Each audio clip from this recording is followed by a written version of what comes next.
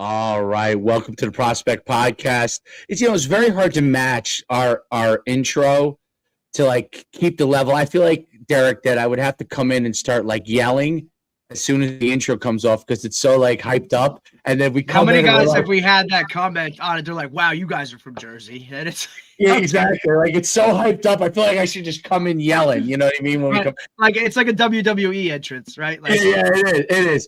Welcome to the Prospect Podcast. I'm Coach Schumann. I almost forgot my own name. And I'm here with Coach D, Coach DePasco to my left, and we have a fantastic guest today, the head football coach for flag football, women's flag football of Montclair State University, legendary football coach.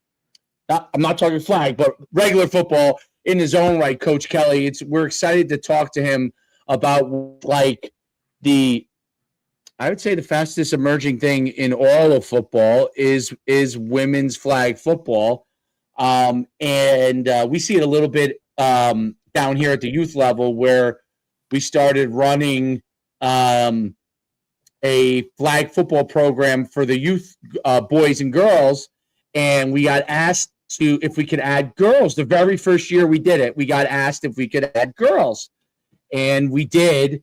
And we started with like 20 girls, and now our like summer program, we have over 100 girls every summer playing, and then even in the fall now, it's become where we got close to 100 in the fall, and it's growing really quickly.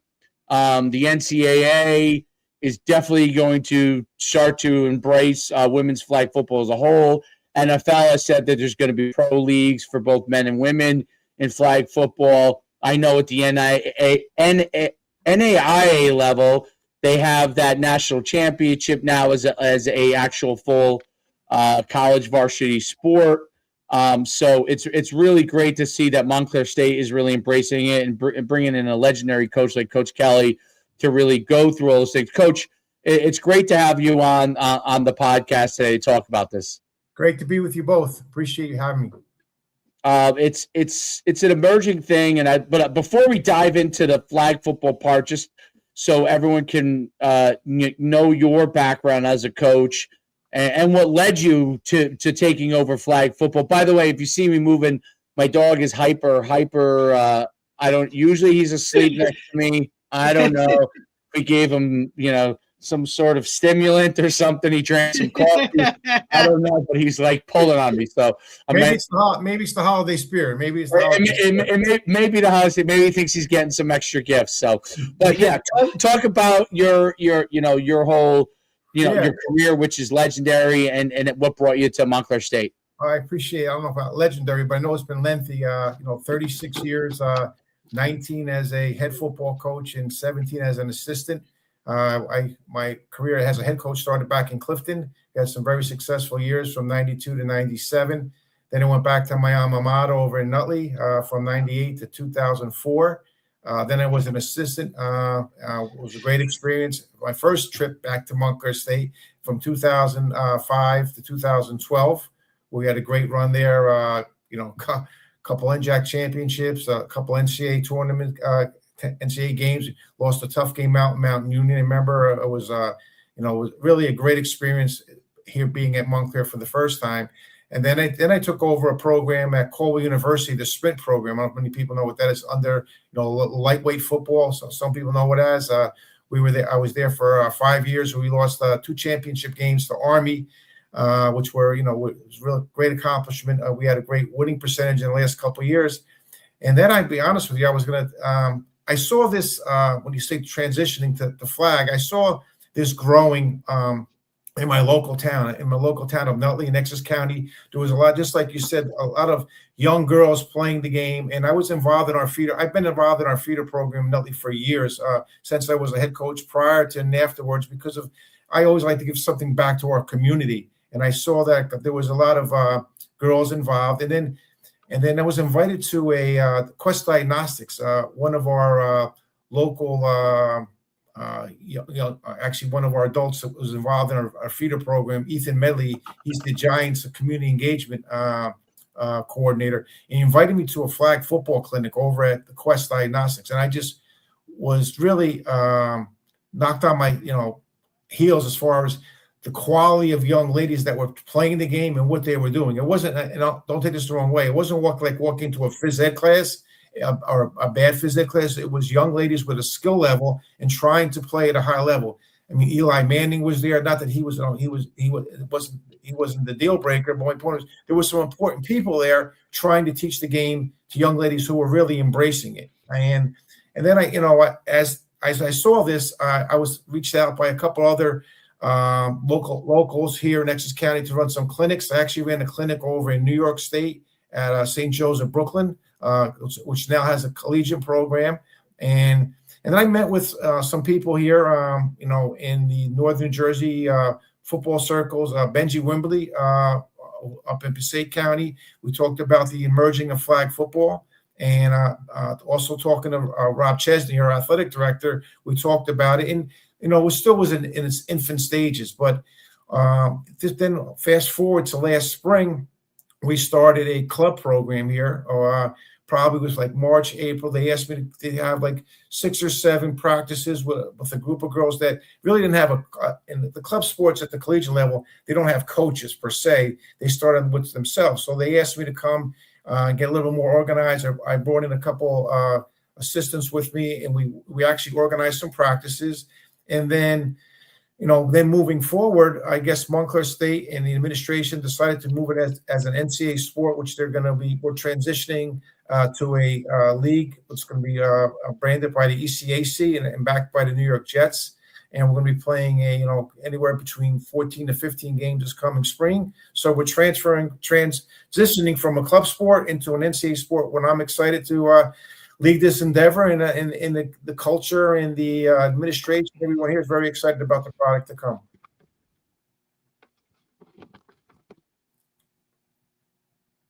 You must have muted yourself again. Yeah, I muted myself. Well, I muted myself to make sure there was no background noise from my side. But it's such an emerging sport. It's really interesting to see, and I think your point is really valid. Like you watch the girls, and now obviously you're coaching women play, and the way they're moving it, and it's amazing how when the opportunity comes, all of a sudden their skills start to really they start doing the same things that boys do in football. Figuring out a way to get better at their skill sets. There's endless amount of trainers in the world to be able to help them do that. And it's amazing. Like we just had our tryouts, our first tryouts for like our 7-on-7 club, and we have the girls flag travel go there. And we had a girl that was 11 years old. I mean, she could start for Derek's high school team. That's how good she was. And his team was very good. So I couldn't believe it, how good she was. And it was so interesting because the boys that were 11 were like, they actually enjoyed having her come and compete with them. And she wanted to compete with them. Like it's amazing how they're really emerging and developing those skill sets and getting themselves better. What was kind of your, like when you took it over, it's obviously new. And you're starting to build it up. Like, what are you seeing response-wise from I guess would you say like the recruiter marketplace from this standpoint for players? Well, it's funny you say that. I just want to backtrack on something you said because prior to me taking the position or moving it from club to transition to NCAA, I talked to Roger Cutlars, who's Roger was at Wayne Valley, now he's at Marist, and very successful. And also Brian O'Connor up at Mount Olive. These are two very successful, men's traditional football coaches. And they talked about, especially Roger talked about when you meet with your team. We all meet with our teams, no matter what sport it is, and it's a blank sheet of paper. Well, in this case, you're talking about young ladies. I walked into a club team not knowing really the skill level. And there were some girls that were here that were going to school here that had played in the North-South game. The Phil Simms game now has a North-South game, and they played in that played in there. And there were some girls that were athletes in their high school careers, but not flag football players per se, or maybe had 1 year. So everyone had a different level of skill level. And then now all of a sudden I'm trying to install an offense, and I'm trying to, and there was no greater, the satisfaction I'm getting is seeing girls that are taking their skill levels now and then increasing their football IQ. And whether it be on a Zoom call or like this, or maybe through our team chats, we have young ladies that are watching NFL games now, looking for hots, looking for the coverages, and recognizing that. And that's probably been one of the biggest, senses of accomplishment right now, because we haven't really played any games, but just see us moving the needle from girls that are starting to understand the game, and they're able to implement their skill level on the field, and they make it to another level. It's incredible. It really is incredible. The amount of participation that's going to continue to grow, the amount of not just recreation, which is starting to grow, but there already is, I feel like travel's ahead of the number of recreation players. Like, a lot of kids have jumped right in, girls have jumped right into travel because there wasn't recreation programs in a lot of places, but that's starting to, it's kind of a weird thing where that got ahead of recreation, because in the beginning you only had so many girls that wanted to play, right? Probably a girl that was a really good athlete in another sport, and they had some interest in football, or had a brother that played football and they wanted to do it. So travel got ahead of recreation, but that's why we built this recreation component. But I noticed everybody else follows, in Middletown, the first in Middletown to have a recreation team league. Now Middletown AYF has their own girls thing. Linecroft, which is an NFL flag, whatever you call it, subsidiary, I guess. They have their own franchise, I guess. They have their own girls flag division now. So it's really incredible how that in a short time, what you basically need in each area is a guy like you know what I mean, guys like us that go and say, you know what, I'm just going to go do it and deal with the fact that the first year I got 15, 20 girls, and figure it out that it's not going to be the perfect system. But once you start to do it, you start to get more. And once you get that pool of girls to start to play, we have girls that have been in it since the first year. I was watching them play. They're now they're very upset because we go up to 12. We go to 14. My kind of theory was, when they go to 14, you have girls that starting to focus on a sport. And the ones that want to play flag probably will have to go to travel. That's why we kind of started travel too, because those older girls are going to have to go to travel, because we may not have as many in the rec area. But those girls are heartbroken. They're like, can we play again? I'm like, well, if we get enough, I'll do 14 for you guys at rec. But they've been doing it for 4 years. So they've been playing it. And I started watching them in the 12U this year for the 4th year of them doing it.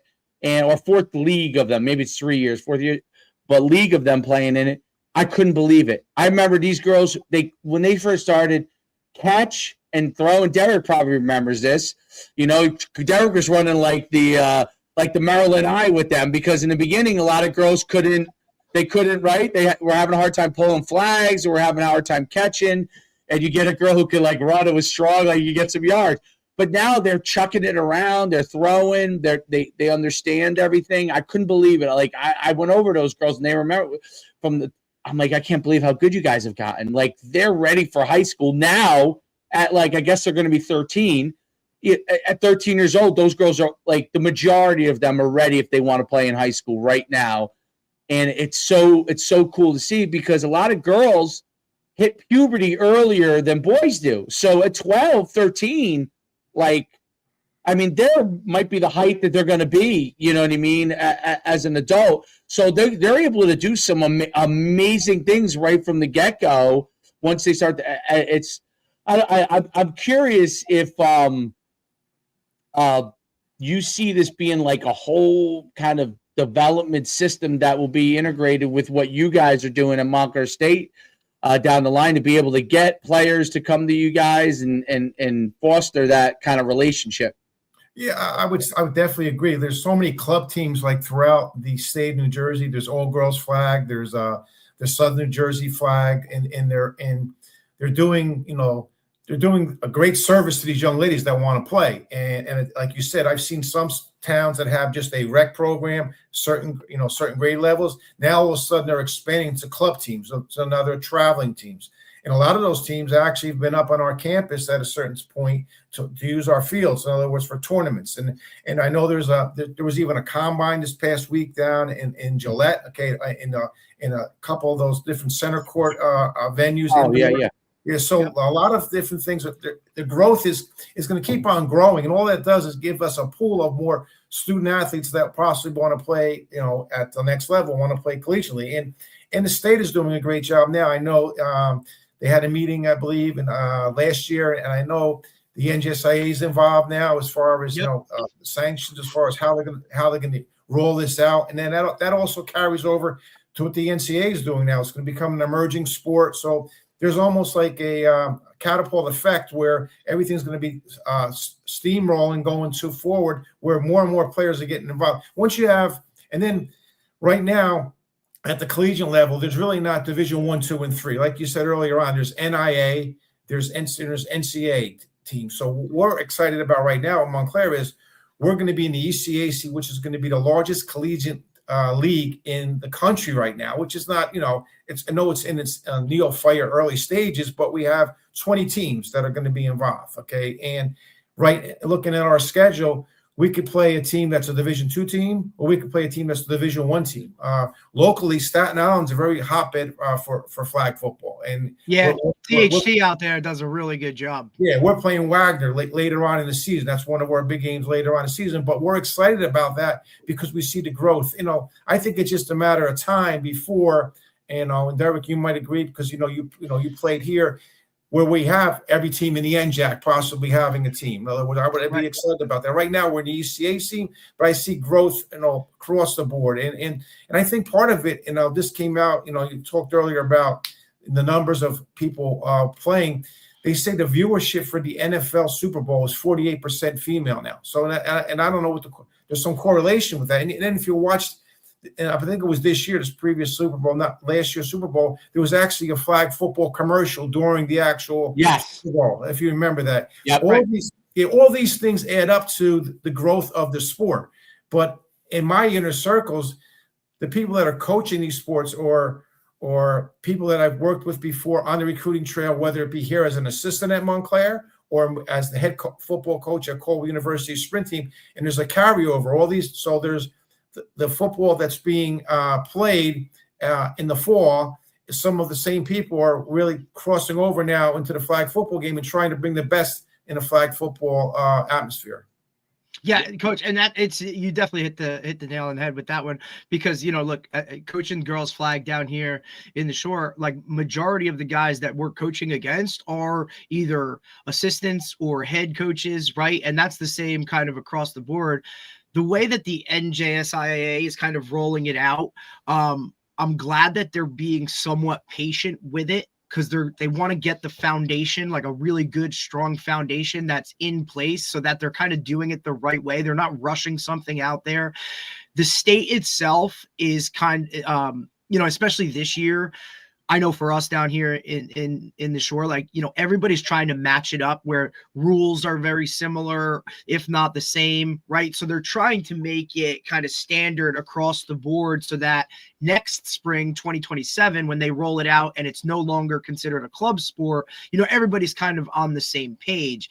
And I think it's just adding another opportunity for young girls to look to that next level to do something, right, in terms of college athletics, or just be involved in something. That was one of the biggest eye openers for us taking over with a first year program, to see the level of girls that their knowledge of the game was already above and beyond what we were expecting, but also the willingness of the girls that maybe didn't really understand the game or had never played before to just try and improve and get better. And throughout the season, it was phenomenal the way it was structured, where, you're playing 4 quarters of a varsity game, but you're also throwing 2 quarters of a JV, where those younger girls that really younger or just inexperienced didn't know it could get it and kind of understand it. And now you saw that growth, and it's across the board, right? Because look, the competition level, yes, everybody wants to win, everybody wants to go to the playoffs and do all that, but for each of the girls to kind of understand it, and then all of us working together, whether we're opponents on the field or whatnot, like that, I think too, the network of let's grow this all together is something that for you guys at the collegiate level can only help, because now, across the board, everybody's trying to improve it. Everybody's trying to structure it the right way so that you can literally come in just like boys, recruit, know what it is. Like I said, that North-South all-star game where you have girls across the state, and for Montclair State already having that kind of solid track record of, doing right by most things, like that's kind of where it's at. So people hear that, and now there's an appeal. Like, I can play this, right? I can play girls flag and see an opportunity where I know it's my second sport, or, when it becomes a real sport, I'm still going to run track so that I'm not, flag's going to kind of I can now go and make flag my number one sport and get a scholarship for it. It's just to follow up, because in the fall, the way we set it up as an NCAA sport here, again, and that's everywhere, you get, we have our spring ball, which is actually our fall ball. So we had 20 practices this past fall. And by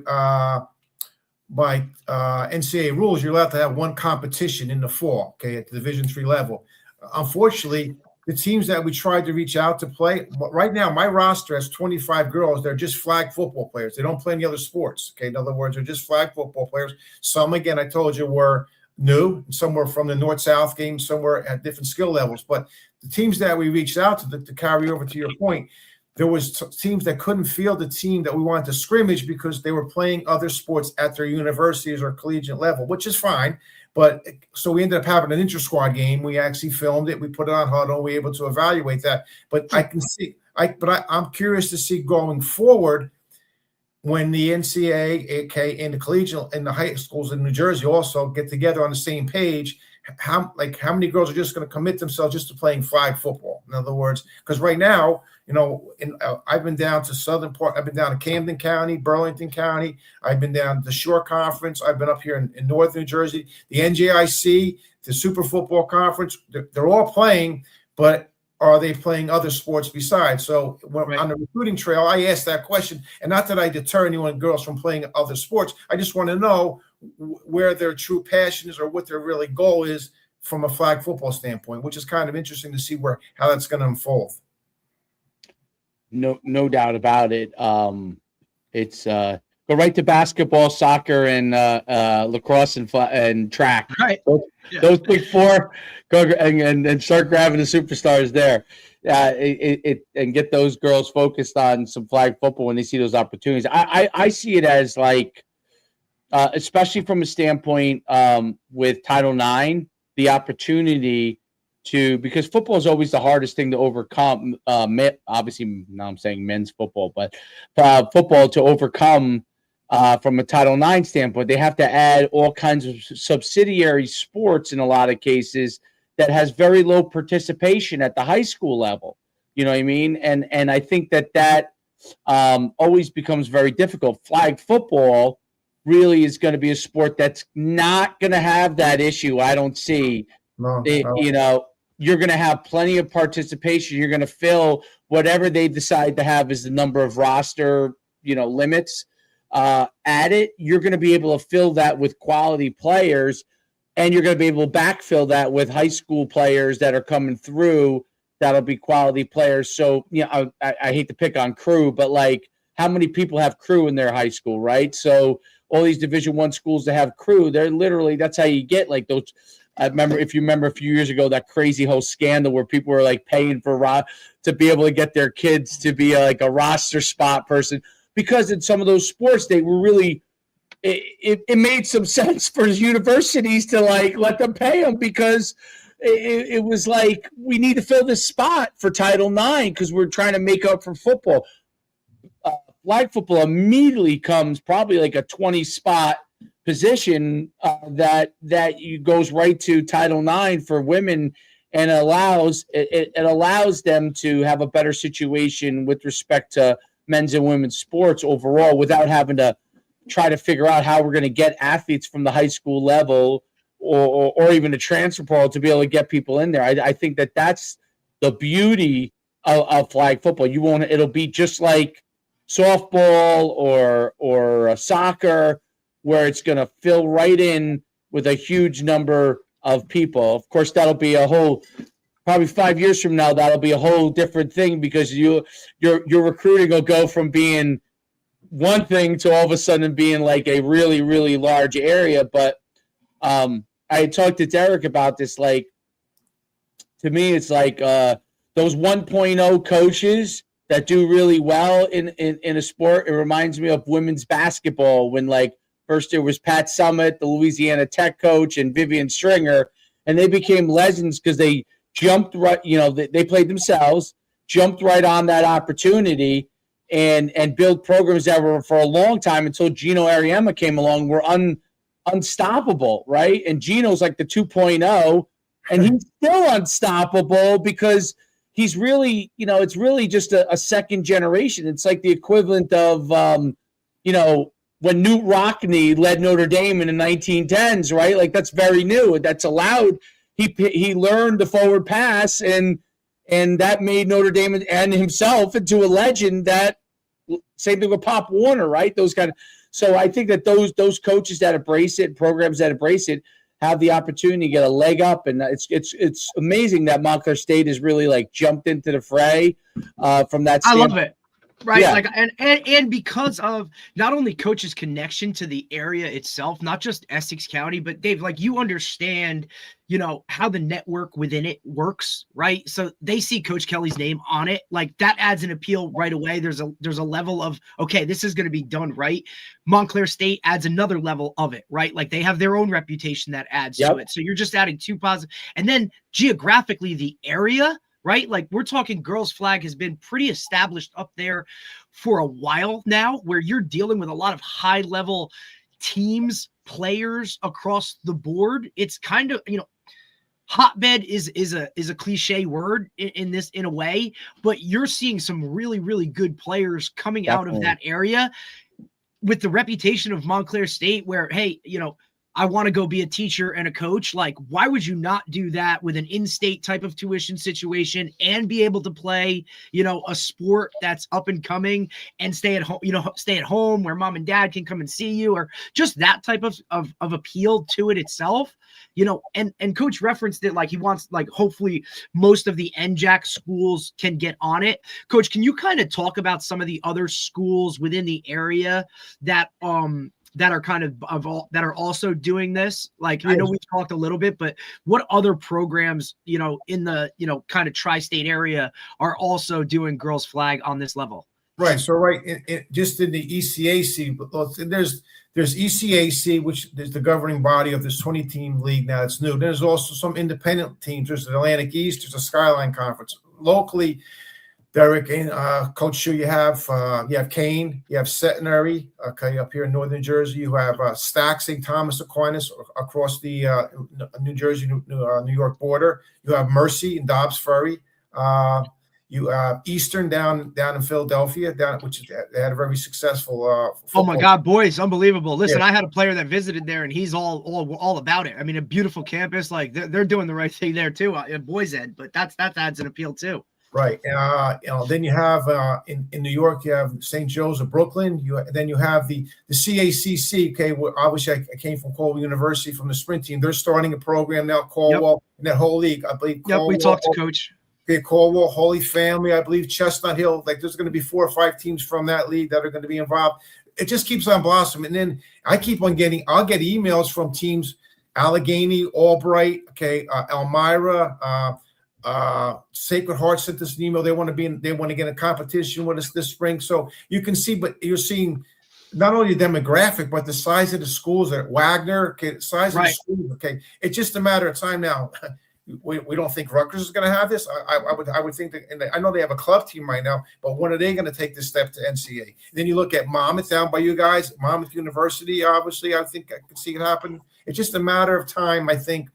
Again, depending on what the NCAA and their governing body, puts out there, it's going to be a, full-fledged Division 1, 2, 3, or the different leagues. Maybe just have a New Jersey league. In other words, and you have hypothetically, Rutgers playing Montclair State, Monmouth, Kane, Centenary. I'm just giving a possibility, depending on who jumps in. But I can see this to continue to grow because, one, like you said, there's a need for the young ladies to want to go play somewhere. And everyone can't go to one school. And then you got to realize it's not like recruiting. When I say a roster size of 100 players in the NJAC, right. You can be at 130. My roster size is 25. And the reason being, because we only play 7 girls at a time. Now, hypothetically, there might be a couple girls that play both ways. Ideally, you like to have 7 on offense, 7 on defense. You do have a special team. You have a punt and a punt return. You could put another 7 girls out. So let's look at 21 max. I mean, in other words, if you brought in 7 girls for each part of the game. So that alone, there's a one roster right there, a roster of 25. So that's just one school. So, but these girls that are coming, and I visited some schools are just starting a club team.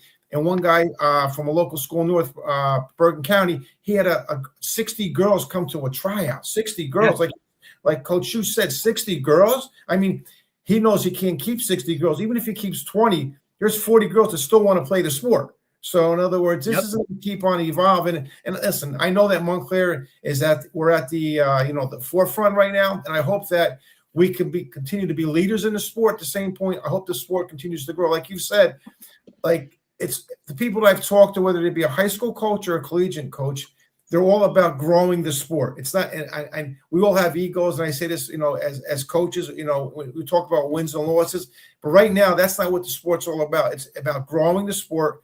My wife happens to work for NBC. She's talked about the growth, that's going to be in the Olympics, in 2028. There's a lot of things going on outside of it. And the NFL is really pushing everything. In other words, if you go to the state of Minnesota, they're subsidizing all the teams, collegiate teams in Minnesota, with some kind of money to help all those teams in Minnesota to start a collegiate league. So it's not just locally, it's not just at the state level, it's not just at the national level, it's at the NFL pushing the market also. Is the NFL doing any funding for the collegiate level? So do they have any grants that Montclair State or other universities can go and get from the NFL in order to jumpstart their program and build their rosters? And I can only speak for our league, the ECAC, which is branded by the Jets. The Jets are going to make it once your schedule has been submitted and you've been approved. Okay. And now remember, there's some teams that have joined this ECAC. We're ready to play. We went club last spring, club in the fall, and that we're looking to play an NCAA schedule in the spring or play a legit schedule in the spring. Some teams joined the league, okay, and they're not ready to play. Like the teams from the CACC or some other leagues are not ready to play this coming spring in a competitive nature.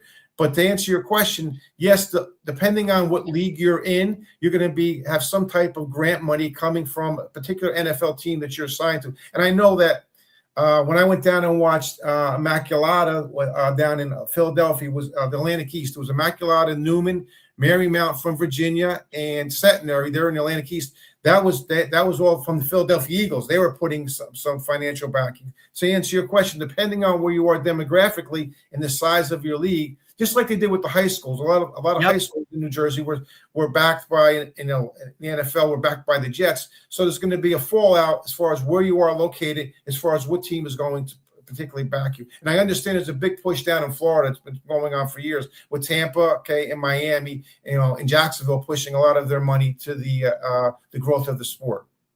Well, a lot of it, I mean, in this area, it's emerged tremendously. Like several teams, I know the team in Staten Island won the national championships or whatever. Right.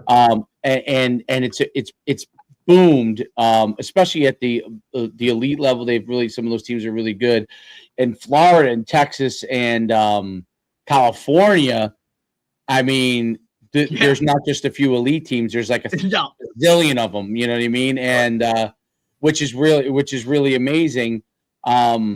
Because like they were so ahead of the curve on it, but the Northeast is probably next after those three, and I kind of grouped the Northeast a little more because obviously there's not as much population as the whole state of Florida, the whole state of Texas, or the whole state of California, but the Northeast as a whole has really been like the fourth place that has really embraced it, and I'm certain that Chicago Midwest area is probably the fifth, where that is starting to really boom. But it's amazing, and the upside is like just phenomenal for the women to be able to do that. What are some of the things that you really like enjoy about working with? So having worked with obviously male athletes for so long, and now working with female athletes, what are some of the differences you see, and what are some of the things that you've enjoyed in coaching flag football? Because you might have some coaches that probably would enjoy to do it, but think, I don't know how to handle female. I've only coached male athletes my whole entire life, type of deal. Well, it's funny you said that because I was a varsity football coach at the high school level for many years, but I was also a softball coach, in the spring. So I coached varsity level, JV, and freshman.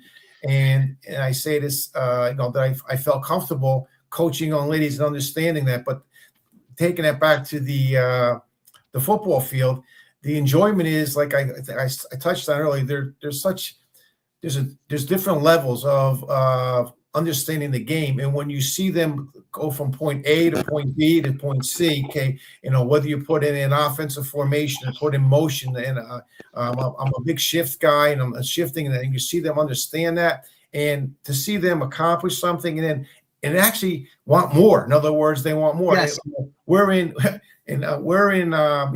winter break right now, and girls have been texting me, Coach, where can I go work out? Like, they want to work out on their own. And some of them are South Jersey girls, some of them are North Jersey girls. They just want to go out and work out because they want to make their craft the best they can. I think that's some of the enjoyment is they're hungry to actually, improve the product for themselves as individuals, but also in a team culture. They want to make our team better. So I think that's something, not that you didn't see that. We always see that as, on the rank when I say, or traditional football programs, but to see this young ladies, because it's so new, they understand that when we compete in the spring, most of the teams that we're competing against either have been first year, second year, third year programs. They want to make sure they're ready to compete at a high level. I think that's the most enjoyable thing. They want to make sure that they're ready to go and be competitive. And that's, I think, something. When you see girls compete and they're competing with each other in practice, and they're competing, and like you said, getting better every practice, those are some of the rewards, that come back to any coaching. No matter, it doesn't matter. I remember, we've all been on interviews where they say, well, you're teachers. We're teachers of the game. So we're teaching them a new game, and a new way to do things. And it's kind of interesting to see the transition from someone that really didn't know. Now all of a sudden they have an idea. Now they want to be an expert. In other words, and that's something right. As a coach, you feel you kind of embrace that challenge. And when they're embracing the challenge, that I'm embracing this challenge as a new coach of a new program, and trying to put it in a place where it can be successful. No doubt about it. It's an amazing thing. Talk about like what you think are some of the important steps that are necessary for your program, I guess, first and foremost, to like continue to build, and then other programs that might be starting in this process. Yeah, I think that no matter what sport you're coaching, especially at the collegiate level, and probably the reason why we're talking right now is about relationships. It's all, no matter what we do in our life's journey, it's about building relationships. And right now, I've taken some of the inner circle relationships that I have with just the traditional men's football program and transitioning that over to the female coaches that are the flag football coaches that I know. And next thing you know, I think that you have to put yourself out there and let you know that you want to be in a situation where you can help the young ladies become, obviously student athletes, play collegiate sport at a high level, but also prepare them for after college. So in other words, Montclair State, as being here as an alum, like both of my daughters went to school here. They're both, one's married to an alum, one's engaged to an alum. Like the institution itself, and I think it's important that people understand that you're going to have to create an environment and a culture on the field and off the field where young ladies understand that flag football is the vehicle that we're talking about, but what the sport can do for them when they're done also. I think that's important. No matter where you're starting the sport, that it's going to be about flag football, but what is your institution going to do afterwards, after flag football is over? I think that's a key component. Like, what are you going to do from that process going forward, and how you continue to build, and the commitment levels to it too, right? Because eventually it becomes a resource thing. It's one thing to get grants and to get started, but like continuing to to use the resources that you have, and then to be able to build resources, because it will. As I think it's going to become obviously very popular very quickly, and with that becomes, oh wow, in order to be good, like just like you said, the women are starting to ask, like, where could I go, who could I train with, how do when I'm not here, like what can I do in order to get better, and in order to do that, I think that eventually it becomes a resource thing, right? Like all of a sudden you'll turn around and you guys have a fully committed, coordinated strength and conditioning off-season program, type of deal, like really, really quickly, that because the athletes will eventually be, this is what we want to do in order to be good, right? And obviously that becomes a resource component too as well. But it's very, very, it's very interesting because when you cited at the beginning the NFL statistics about the amount of females that are watching football, like being 48%. And I think that the NFL, obviously, which is always looking at these, from a business standpoint, always going to be looking at these analytics and these numbers to try to figure out how can I get more fans in the long run. To me, ultimately, that's a big part of a lot of for the NFL product. Like by building flag football, having professional leagues, I'm sure they're trying to build that. But ultimately, what it does is keeps them involved in the NFL product, right? And keep them enjoying, which is obviously their biggest probably cash cow of all by far, is the NFL product. And so doing these outreach and these community programs and helping be able to build the structure of that allows for that part of it, because ultimately that's one of the things that I think has been so big. But even on the boys side with like flag football and the push for it, is that like they're trying to create more fans of the NFL game and everything around it, because at that level it's not just obviously the competition, but there's entertainment, right? It's like literally an entertainment product and everything that surrounds it. Do you see like standardization as far as rules? Because that was one of the things that I thought. Because I remember when Derek was describing to me how the rules are for New Jersey, right? Now, NFL flag rules are different from that. And they have their own rules. Obviously, they have their own championships or whatever they do. Ultimately, for the success, like I think what makes regular football very successful is that, at the NFL level, these are the rules. At the college level, these are the rules. At the high school level, these are the rules. And then if you go all the way down to youth, for the most part, there's similar rules. Youth is probably the only one that there's maybe a little bit of variance from league to league. But really, pretty much, there's a phenomenal standardization of the rules, right? And that standardization creates, in my opinion, more participation, because everyone knows what they're getting product-wise, all the way up, and they know how to adapt over time. Like I know when my kid moves from 11U to 12U in football, this is what the football size is going to be, right? I know when he goes to high school, this is what the football size is going to be. College, this is what the football, NFL, this is what the football is going to be. This is the rules of the field. This is how wide the hash marks are. These are the downs we're going to use. These are the number of players on the field. Do you see that as becoming something that's really, really important in order to grow the sport?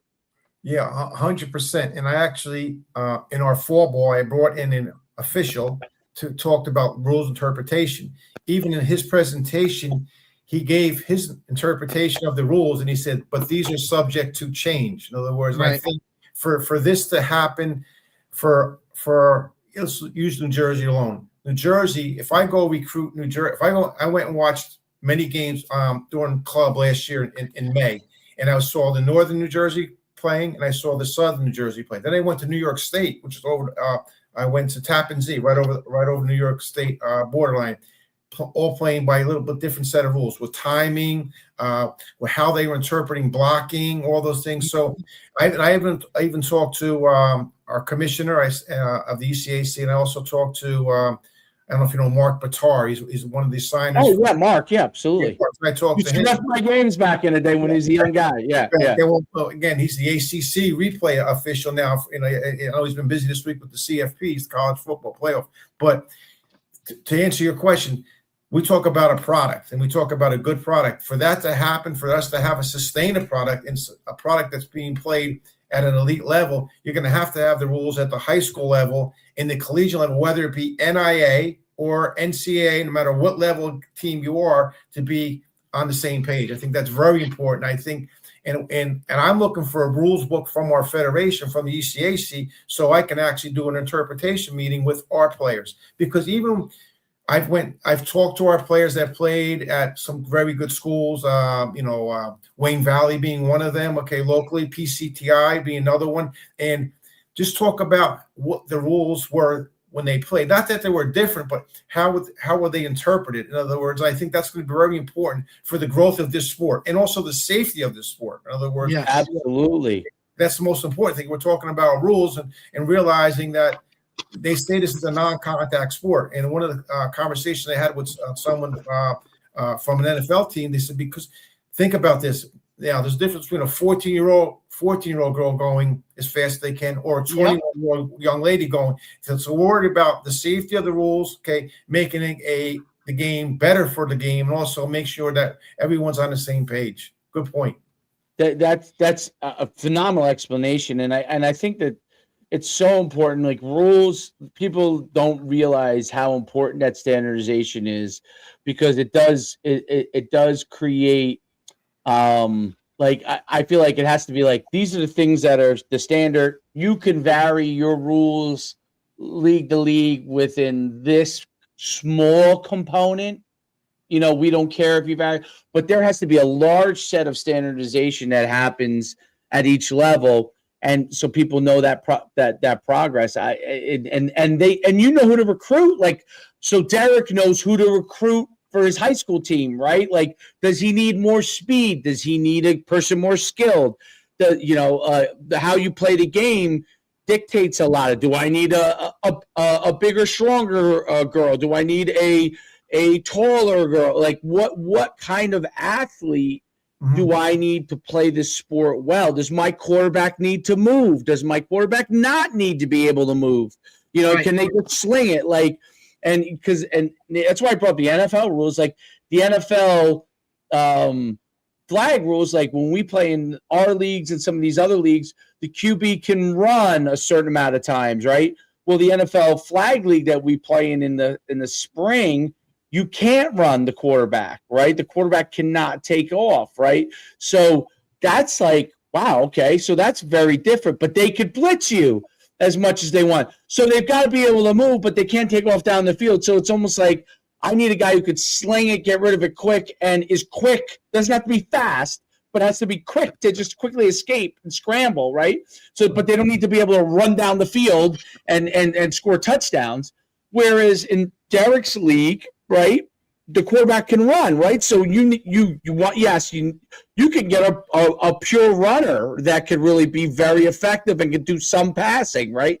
So that is where standardization becomes a big deal. Like, what do you want the athletes to kind of be? Because I think that if you know what you want to get out of the sport, like what you right. want to happen on the field, like, do you want women to be blocking each other, right? Do you want them? Well, that's a big part of it too. Like, you know, in talking to obviously like the network within, like buddies that coach up north and down here, like the first thing that came out was up north was, hey, like, it is not like 7-on-7 where you're just chucking it all over. And then looking into it a little bit more based off of rule wise, like down here, throw more because there's less emphasis on blocking. Whereas up north, like they have more of that blocking component involved where they were running the ball more, like, you know what I'm saying? So like that does play a huge role. And even so more, and even so far as look, like you said, this is the ground floor. We're all trying to figure it out. Just referees in general of understanding what it is. You know what I mean? It felt like last year a little bit, and I'm not bagging on refs or anything, because they're trying to figure it out too, and they're doing us a favor by doing it. But like every week, it felt like every game was something different. Or hey, like you can't do that. It's like, well, I did that last game and nothing was said, but okay, no, that uniformity of kind of getting it all under wraps and like, hey, here's how we're going to do it. I think that's pivotal, especially when now we're trying to make it more, like it's like uniform across the state, where there won't be that separation of North Jersey, Central, South. Like we're all doing the same thing. That way, when we get to like, the bigger aspect of like playoffs and all that kind of stuff, when it really is a sanctioned sport, like now we're all on the same page and we can kind of all move forward with it. I think that's a great point, because even the high school coaches, the South and the North, they have different rule interpretations. It's got to be congruent, where everyone's got to be on the same level. Especially, let's say hypothetically, let's say you have 12 teams in New Jersey, college teams next year playing, or 10 teams playing. They're coming from high schools. What rules are they playing by? Even for recruiting, you talked about the California game. I get a lot of emails. Realistically, am I going to get a go from Arizona to come to Montclair? I would love to if it's possible financially, but. And one girl sent me a video, and she was extending her hands in a blocking. That's not even part of our game at all here. And she said over there she's allowed to extend her hands. I said, okay, well, right. Again, so now we're talking about a different part of the country playing by different set of rules. So I think the NCAA, when this becomes an emerging sport, it's really got to be a concrete going across as far as what our rule base is going to be. I think too, it's a phenomenal point. I think also what you have. But Derek brought up a great point with the referee thing. So, and the only reason I know is because we just experienced it with our own referee group that we work with a lot with our 7-on-7 and flag stuff. Those guys, they didn't do 7-on-7 until we kind of gave them 7-on-7. But the football guys, the regular football guys, do really well. It's with 7-on-7, right? Because it's similar to football rules, other than you're just passing, right? So it's not hard for them to. Flag is a completely different ball game. Totally different. The football guys can go do 7-on-7. I noticed the flag guys can go do 7-on-7. That's easy for both groups to kind of learn those rules. But the flag guys to go to tackle is very difficult. And the tackle guys to go to flag is very difficult because there's so many different types of rules. And I noticed our flag guys, right, and Derek, you correct me, really understand, like, when we give them different rules from another league that they do flag in, they kind of can adapt pretty well. Like, okay, the only thing I need to really know is this group can run more. This group, this is where your first downs are. They understand it. But when you do that with a tackle guy and bring them the flag, it's hard for them because they've got a lot of things in their head with respect to tackle. It's like me trying to, when I learned Spanish, I keep translating it into English over and over again. You know what I mean? And it's a lot harder for me to do that and learn Spanish properly than if I just spoke it, right? And I think that's ultimately that's going to become more and more of a thing where you may have to get a pool of guys and girls who are refereeing that are really more, because it'll be so big that you'll be able to do this, that are making enough money that they're just doing flag, right? Which will happen. But it's also, I think it's good too. Like a lot of those guys, like, look, similar faces, right? Like referees I saw in the spring doing girls flag were guys that I see in the fall doing, my varsity games, my JV games, the freshman, like it's the same guys. Cause look, they just want to be able to ref and make that extra money and get better. Right. So again, goes back to relationships and network. Like they want to be good. It's the same faces you see over and over. Hey, coach, like, oh man, you do this in the spring too. You know what I mean? Like, coach, I think it's phenomenal that you brought a ref in to kind of talk to the girls too, to understand that part of it for the most part, because look, some of these girls have never had formal referees, right? Like they have high school kids that are wearing striped shirts, reffing their, flag games, and it's just not the same. game. It's a piece to it that adds to it. You know what I mean? Like now here you are with like guys that are really throwing flags and telling them what they can and can't do. That's on us as coaches to give them that knowledge base and have that understanding, which only adds to their level of comfort within the game. They're worried about 1,000 other things as it is. The last thing they need to be worried about is like rules that we taught them the wrong way, you know? And like you said, go back to your point, Coach Shu, like schematically, yeah, that's going to matter. Like, am I going to spread it out and chuck it because that's what the rules base more, or do I need to put backs in the backfield and run the ball more because that's what it is? That's kind of how you're going to develop and form your teams based off of, you know, what it is. I think it's funny though, when you look at the high school world, right? Like you have high school boys teams that are a certain way when it comes to schematics and X's and O's. Everybody just assumes that that's what the girls flag team is going to be. And it's not even, you know what I mean? It's not even close. It's kind of funny when you expect the girls team to be like the boys team, even if it's the same. Now look, the same coach, you kind of have an inkling of like what they're going to do, but it's just different. And I think it all goes back to that rule interpretation of how you kind of do things. But the growth is unbelievable. We see teams being added every year. A new school adds it. And the first thing that, you know, other coaches with it, how can we help you? Like what you do, ask these questions, right? Because we're all trying to figure it out from a program standpoint where we just want to continue to have those numbers grow. And I think it's going to continue. Like you said, it's not just at the high school level, the collegiate, the fraternity of coaches that are coaching at the collegiate level, and even in this league, they're reaching out to each other, trying to get games, trying to ask some different questions. And you know, like you said, the North game, I went and watched the North games in the last spring, and they were running pin and pull. Okay, they're running pin and I go down in the South, and like you said, they're throwing a ball all over the joint. So was a totally different game, but.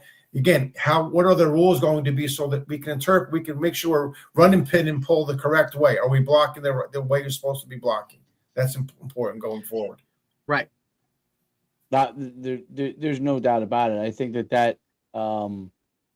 that uniformity will make all the difference, and it'll make athletes. And honestly, the other thing is parents, right? So that will make parents. I mean, you know. That's who you're going to need they're starting to buy in. The girls are the thing that's built it so far are girls turning around to their parents and saying, hey, I want to do that. I think that's how it's gone so far.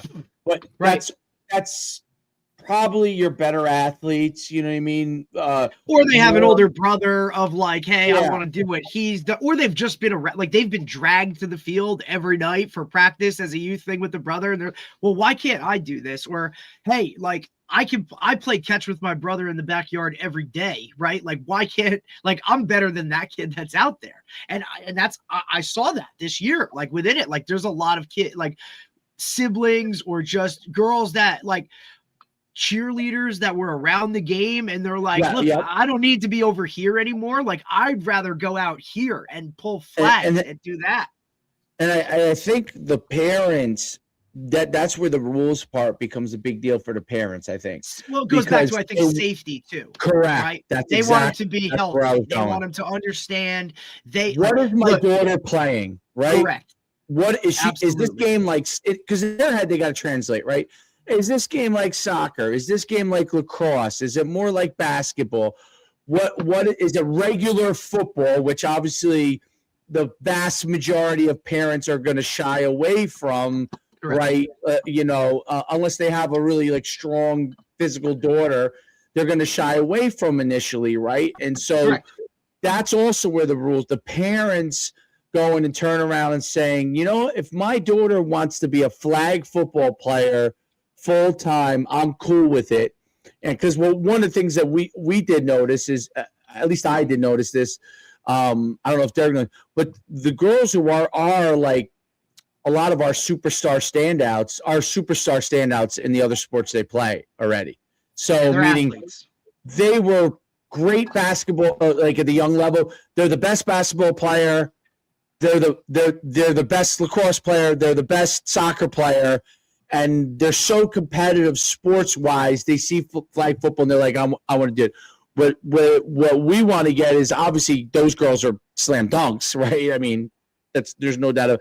But we want to get these other girls who are really good athletes, like who may say to themselves, like, I'm not as physical as that soccer player is, right? But I'm a track star. I'm super fast.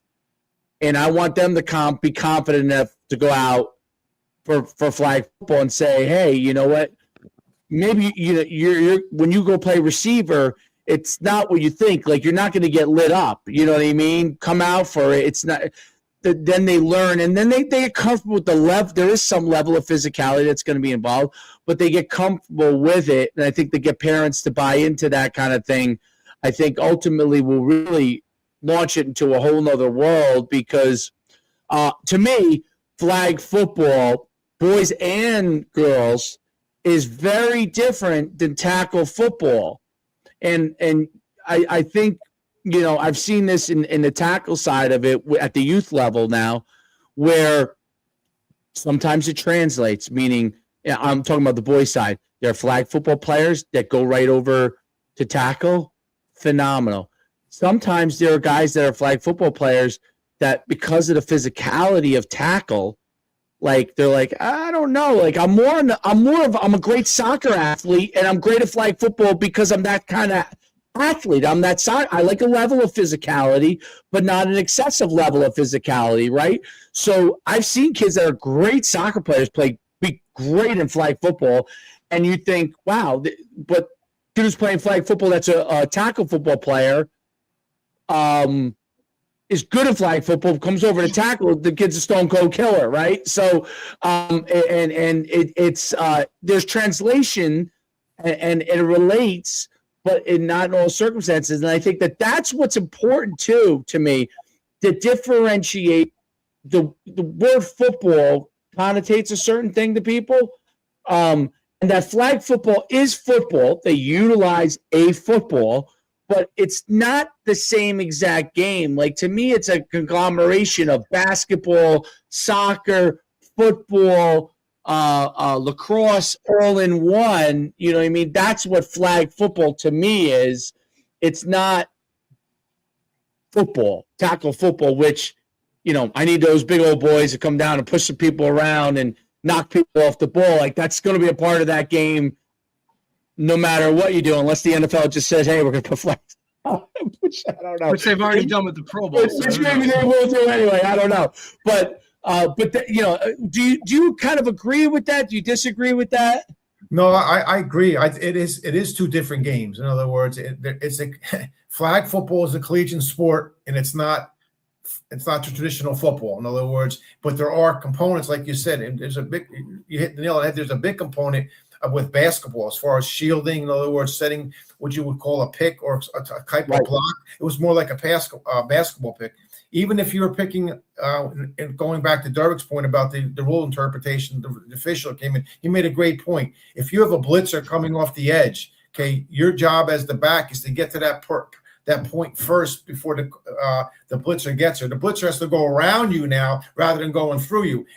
Think about basketball, if they went through you, it'd be an offensive foul, it'd be a charge. So that's the correlation. So I thought, yeah, you're right on that. It's definitely a different sport. There's finesse involved.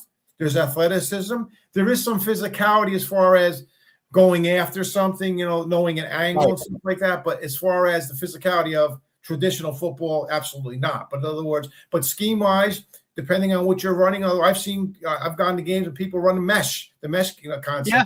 So we can turn on the playoffs this weekend and see mesh. In other words, but there's a team that's throwing the ball. Then you have teams that are running toss, option, or counter. So all those facets as far as schematically, but the actual game itself is totally different from a men's traditional football game and a flag football game. Great point.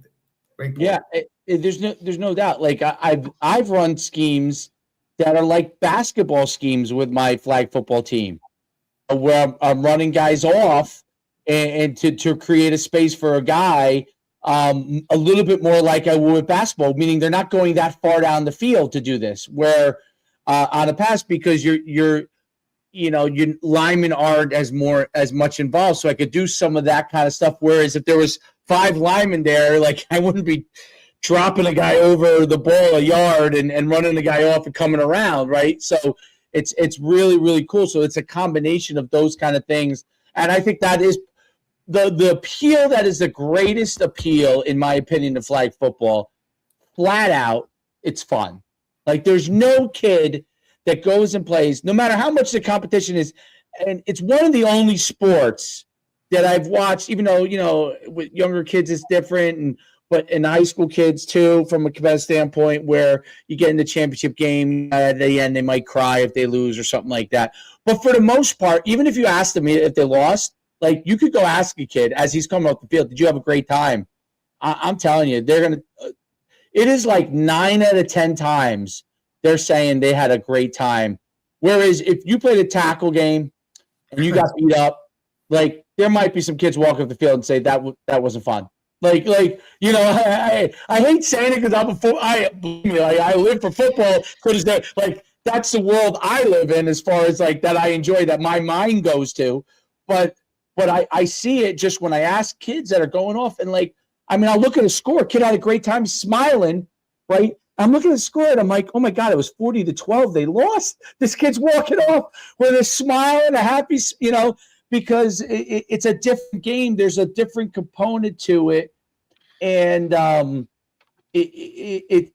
part is, I say, that's probably what the NFL sees too, is really great about it. Like, you're going out and competing, and maybe it's because you didn't get beat up, that you walk off and you're like, everything's still working, everything's there, and you had a great time doing it.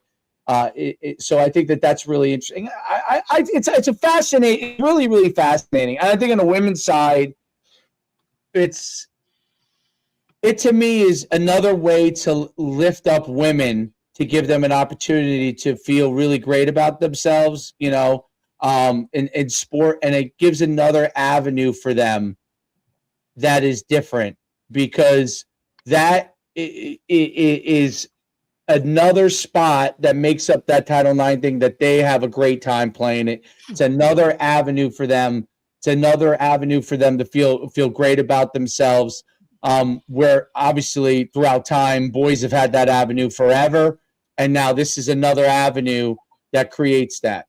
Any kind of final thoughts on that stuff, Jim? Yeah, and I equate that to right now, Carol Blazkowski. If you know, the Blaze. I'm at Montclair State University.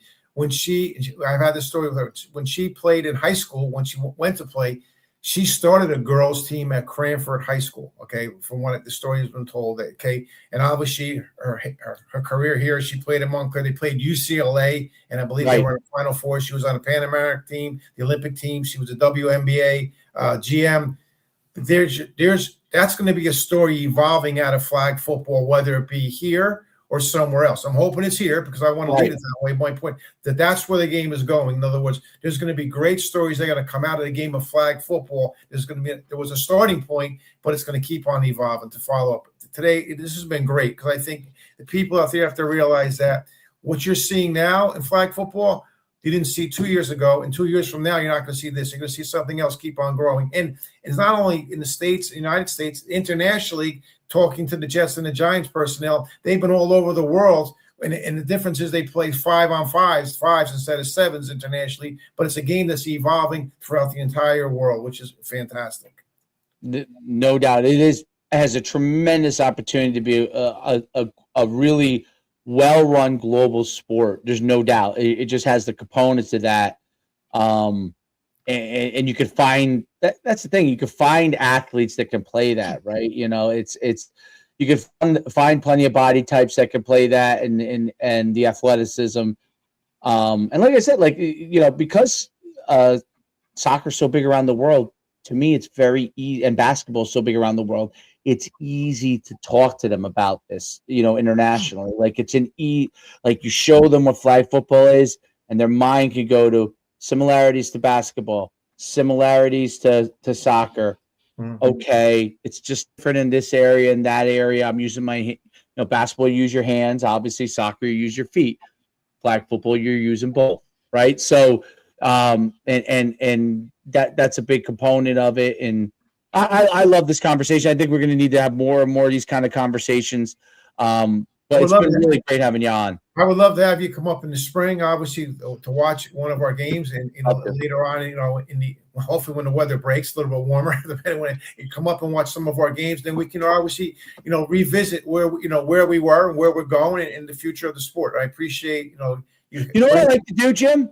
You brought this up. I'd like to, when you have your schedule and you think of a game that might be good for people to come up, I'd like to send it out to our girls, like that are and say, hey, listen, we'd like you to go see a college flag game so you could see what it is. Because I think quite a few of our girls would go as long as they don't have something going on, 100%.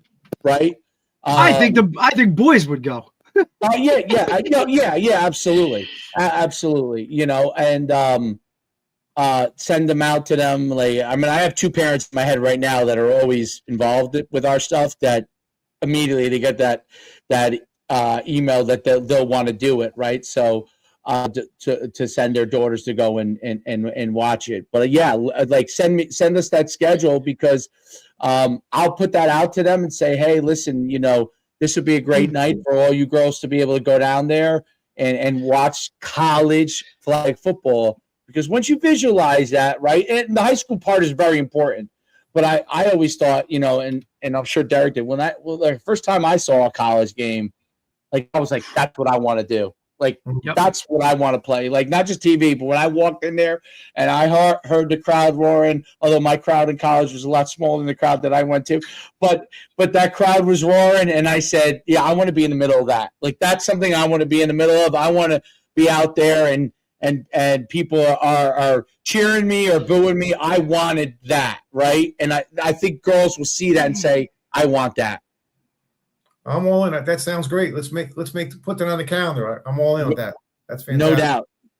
Thanks very much. I appreciate it, man. Thanks. Hey, have a great holidays. Happy New Year to you, and go Red Hawks. I appreciate it. Thank you. We'll talk soon, Coach. Appreciate you. Thank you. All right. Thanks, buddy. Thank you. Phenomenal stuff, dude. That's like, oh, I wish I could move now. See, this should move, right? Don't you think that this should automatically move me back to without me having to? I guess they just StreamYard, buddy. Okay, well, I don't know.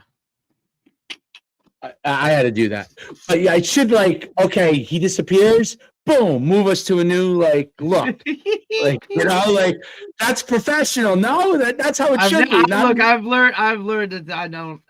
Whatever they do, I'm still trying to figure out the method. I've given up on figuring out why they do things the way they do. I think they integrate. This is what I think. AI is becoming a big part of what they're trying to integrate, right? And as they integrate it to a existing system instead of building a new system, probably be easier if they built a new. They probably are building a new system in the background. But while that's happening, they're doing it this way. Right, because I think when you want to integrate AI, which is great because it cuts up clips for you automatically and all those things, when you want to integrate, throw it into some old code, it probably screws it all up without knowing any in-depth thing about it. But that's probably what happens. Guaranteed. It starts to get all crazy and wonky, and you're better off actually building it from scratch, and you don't have all that mess. So until you have that built, you're kind of left with, and then all of a sudden, I guarantee we'll log in one day and be like, "Welcome to StreamYard 3.0. Now everything will, be integrated automatically. You don't have to worry about this. It moves like the." I think that's part of it, and I'd love to change, but I'm a a creature of habit in the sense that I have to go. Yeah, because then then we got to go figure out something new, and then we got to troubleshoot. Then we got to troubleshoot that. Yeah. So I'd rather I know the devil that this is. If they could just add a couple of I don't even know what's add, but make it easier that if something's going wrong, we can get in and out quicker. You know what I mean? Absolutely. Derek's stuck. Click him off and click him back on. I'm literally, and he comes back so it's a 1 second thing instead of becomes a 2-3 minute thing. 100%. Your connection sucks. Click out and click back in. right now, and you'll be back, and you'll be like something like that, All right, we should be they should make us the consultants that they could give us like $5,000 a month, and we could just give them tips. We'll take that. Be like, hey, if you're in a school system, like you ain't getting Wi-Fi, so figure it out. What? Right. Like let me cut off the hassle, like, and all the nonsense you're gonna like mess with for the next 10 minutes and just go on your phone. Jim's Wi-Fi was great. Well, Montclair State, so he was at his office. Like he said that to me. He's like, hey, like it would be good. I'll just do it right from my office and be able to go from there. And I'm like, man, Girls Flag has their own office too, huh? Like, all right, buddy. You know what I mean? Like little buy-in things like that. Like, I think it's him being an alumni, that too. Like, in the area. Like I said, a familiar face, right? Like he knows the ins and the outs of the school itself, right? Like the athletic director, understands who he is on different levels. I mean, the fact that they've did a year as a club, I think, is a big part, you know what I mean, to kind of grow it and kind of see, like, you know what, like, okay, let's now dive in and go. And look, and I'm sure there'll be some hiccups or whatever it is, like throughout the first season within the conference itself and just kind of figuring it out and going from there. But look, I think they have a really, really good thing moving forward, a great foundation. And like you said, like the growth of the sport is going to happen regardless. Like it's just a matter of like which way they want to go with it. Do we have anything tomorrow? No, right? No, we're good. We're good till after the holiday. All right. Well, for you, Derek, have a Merry Christmas. You too, buddy. And everybody have a Merry Christmas, Happy Holidays, whatever you celebrate, enjoy it. And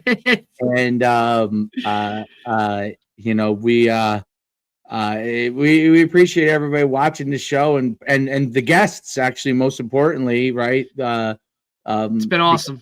It's been really good. Like this year, we've done. We really covered the gamut. Eventually, we'll figure out how that we can monetize it, so we don't have to do too many other things. Hey man, you know what I mean? Like it's been good though. I mean, you know what I mean? Like looking at how many we've done and kind of like where it started and how it's like formed and kind of come out. You know what I mean? Like I think the viewership and just that like diving into so many different type of worlds, yet staying in the same kind of lane, I guess. You know what I mean? But venturing out a little bit and touching base with a lot of different, people across the board. Like it's been really cool, really awesome to see that network kind of develop. And, hopefully our guests enjoy it, Yeah, no doubt. I think they do. All right. Have a great Christmas. Have a good holiday, buddy. We'll talk. See you after. Absolutely. All right, man.